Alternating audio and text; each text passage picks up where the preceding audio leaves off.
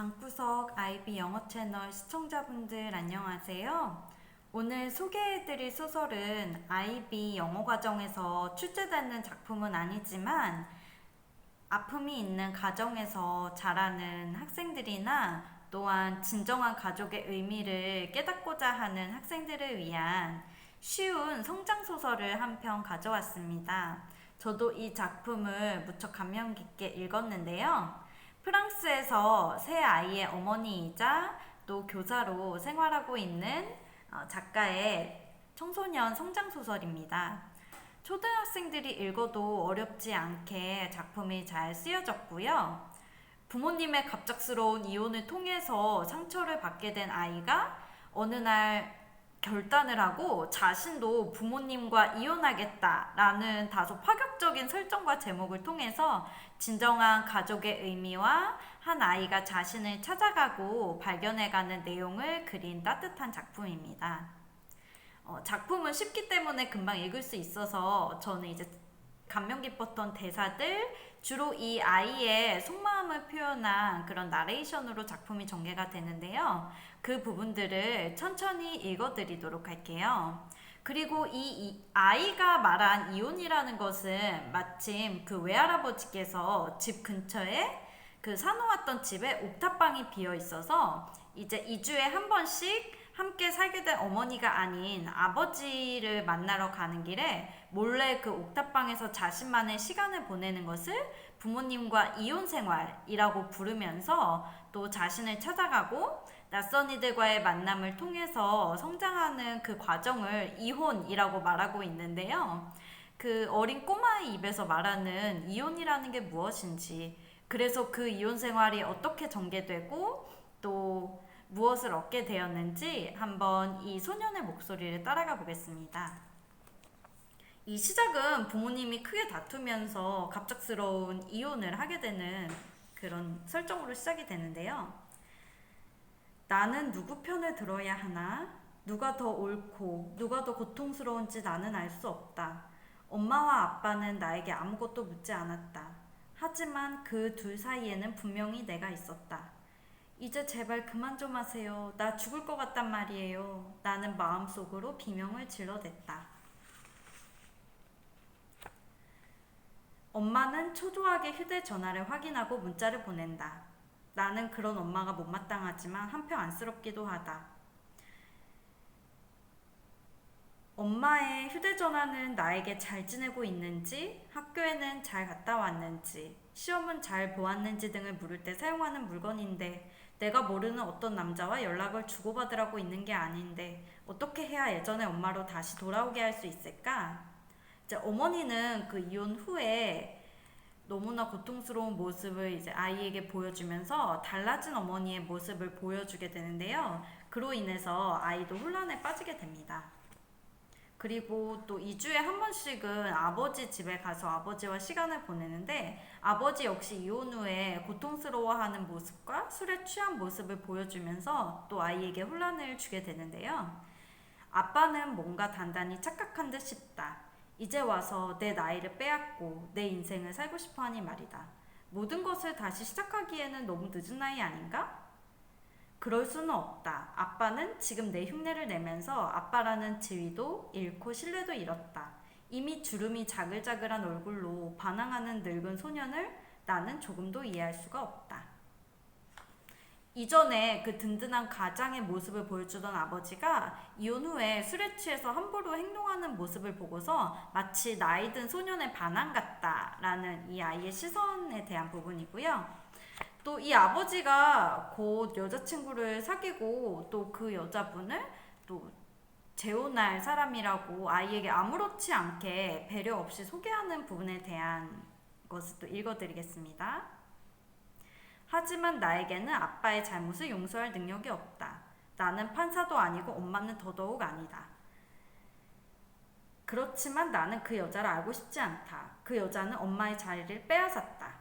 아빠가 그 여자와 손을 잡거나 속삭이면서 웃을 때면 나는 기분이 매우 나빴다.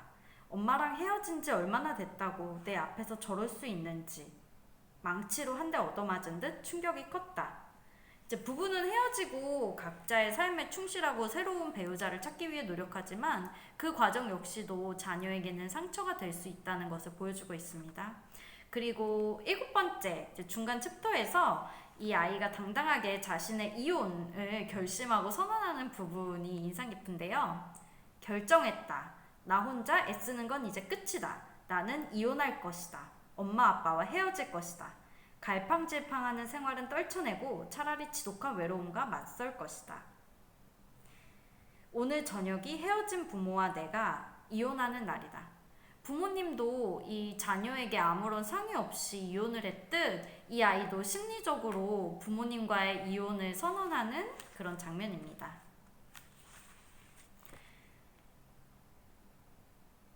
그리고 이 아이가 그 외할아버지가 마련해 두었던 비어있는 옥탑방 열쇠를 몰래 가지고 그곳에서 자신만의 이혼 생활을 이어가는데요. 그곳은 아무래도 방치된 곳이다 보니까 난방시설이나 친구가 제대로 갖춰지지 않아서 다소 불편하고 무서운 시간을 보내게 됩니다. 서늘한 나의 집. 집이라고 하면 누구나 당연히 따뜻하고 평온한 공간을 떠올린다. 하지만 그건 당연한 게 아니다. 누군가 그렇게 되도록 애쓰고 누군가 그곳에 살고 있기 때문에 안온한 것이다. 우리가 너무 흔하게 여기는 그 가정의 따뜻함과 평온함의 소중함을 깨닫게 되는 부분입니다. 그리고 이제 뒷부분으로 가서 이 아이가 자신의 이혼 생활 중에 만나는 새로운 사람들과 풍경에 대해서 묘사를 하고 있는데요. 너무나 담담하게 나는 지금 충실하게 엄마 아빠와의 이혼 생활을 하고 있다. 이 이혼 생활이라는 부정적인 느낌의 단어를 아무렇지 않게 아이의 시선에서 사용하면서 자신을 찾아가고 정체성을 찾아가는 부분을 이혼 생활이라고 표현한 것이 참 인상 깊죠? 이렇게 다양한 가족의 형태나 가족 안에서 일어나는 아픔이나 상처는 무조건 덮어두고 쉬쉬할 것이 아니라 이렇게 또 문학작품을 통해서 우리가 경험하고 꺼낼 때 치유가 일어나고 가족의 진정한 의미를 발견할 수 있지 않을까요? 그리고 이 아이가 이제 이웃에서 어떤 할머니를 만나게 되면서 그 할머니를 방문하면서 그 외로움과 그 노년에 대한 의미를 발견하는 부분입니다. 누군가를 기다리지만 아무도 오지 않고 무언가를 바라지만 아무것도 이루어지지 않는 삶은 대체 어떤 느낌일까? 하지만 할머니에게는 그 모든 걸 조용히 받아들이는 평안함이 느껴진다. 할머니에게는 달콤한 과자 몇 개 행복해하고 집은 언제나 깨끗하게 정돈되어 있다. 할머니가 줄 수 있는 것은 많지만 그걸 받아주는 사람은 없다. 할머니에게는 이야기거리가 무궁무진하지만 들어줄 사람이 없다. 가끔 그 집에 들러 얻어먹고만 가는 나밖에 아무도 없다.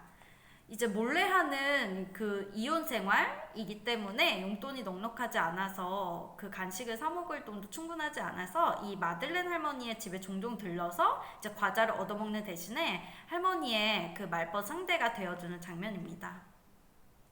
내가 가고 나면 할머니는 또 계속 혼자 지낼 것이다. 잠깐 동안이지만 할머니와 함께 시간을 보내는 것이 나는 참 좋다. 혼자인 둘이 함께라면 혼자라는 생각이 조금은 줄어드니까 말이다. 이제 후반부로 가서요.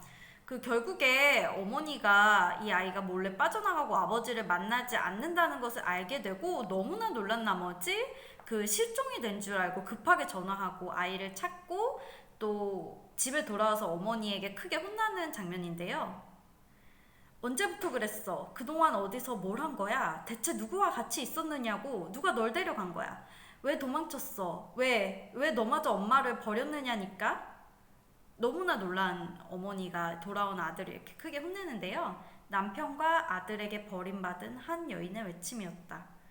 나는 엄마를 속인 게 아니라 엄마를 떠나려 한 게 아니라 단지 나를 찾고 싶었을 뿐이다. 그냥 나도 잠시 엄마 아빠와 이혼한 것 뿐이에요. 엄마는 어리둥절한 표정으로 이해하지 못하겠다는 듯 나를 바라보았다. 엄마와 아빠도 이혼했잖아요. 왜냐하면 그게 언젠가부터. 아니, 네가 무슨 이혼을 한다고? 도대체 왜? 나는 도무지 이해가 되지 않는구나. 이 어린 꼬마가 그 부부들이 하는 이혼이라는 말을 쓰니까 어머니가 너무 놀라서 이렇게 되묻는데요.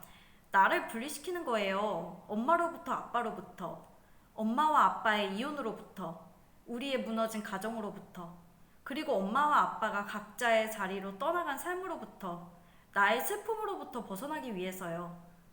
그래서 엄마를 떠난 거야? 그래서 말없이 도망친 거냐고. 이렇게 대화가 이어지게 됩니다. 그리고 그 부모님은 이 아이가 그 자신이 이제 부모님의 이혼으로부터 받은 상처로부터 도피하고 또 그것을 치유하기 위해서 자신만의 공간에서 몰래 혼자만의 시간을 보낸다는 것을 이해하게 되었고, 그 공간을 가끔씩 아이가 방문하여서 자신을 찾아가고 혼자만의 시간을 보낼 수 있도록 아늑하게 꾸며줍니다. 그리고 맨 마지막에 이제 이 주인공이 자신의 이혼 생활을 돌아보고 평가하는 부분이 있는데요. 이 소설의 주제 부분이라고 할 수 있겠죠. 이제 내 생활은 안정기에 접어들었고 나는 내 이혼에 대해 다시 생각해보는 중이다. 부모의 이혼에 대한 복수이자 독립하고 싶은 욕망이기도 했던 나의 이혼. 그것은 내가 성장하는 방식이자 엄마와 아빠를 벌주기 위한 방법이었다. 나는 우리가 가족으로서의 역할을 잃어버린 것에 대해서 서로 다치게 하고 좋지 않게 끝난 싸움에 대해 책임을 묻고 싶었다. 이렇게 자신의 이혼 생활을 회고함을 통해서 성장하면서 이 소설은 따뜻하게 마무리가 됩니다. 어쩌면 엄마와 아빠는 두 분이 이혼을 하면서 나도 함께 이혼했다는 사실을 전혀 몰랐을 것이다. 그리고 엄마와 아빠가 더는 서로 사랑하지 않는다 하더라도 두 분 다 영원히 나를 사랑한다는 사실도 알게 되었다. 엄마와 아빠를 아프게 했지만 나는 나의 이혼이 잘한 일이었음을 확신한다. 이혼은 파괴다. 하지만 우리는 다시 지어올린다. 이혼은 끝이다. 하지만 우리는 다시 시작한다. 이혼은 죽음이다. 하지만 우리는 다시 태어난다. 그리고 우리는 여전히 조금은 다르게 사랑하며 살아간다.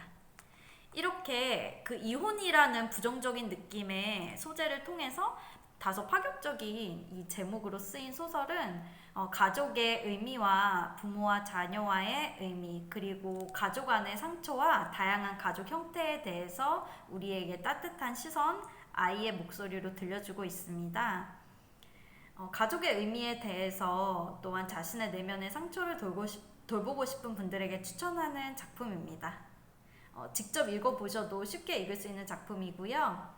또 이 아이의 독백과 대사를 천천히 곱씹어 보면서 자신만의 의미를 찾고 또 치유를 얻으시기 바랄게요. 이상 리뷰 마치겠습니다. 감사합니다.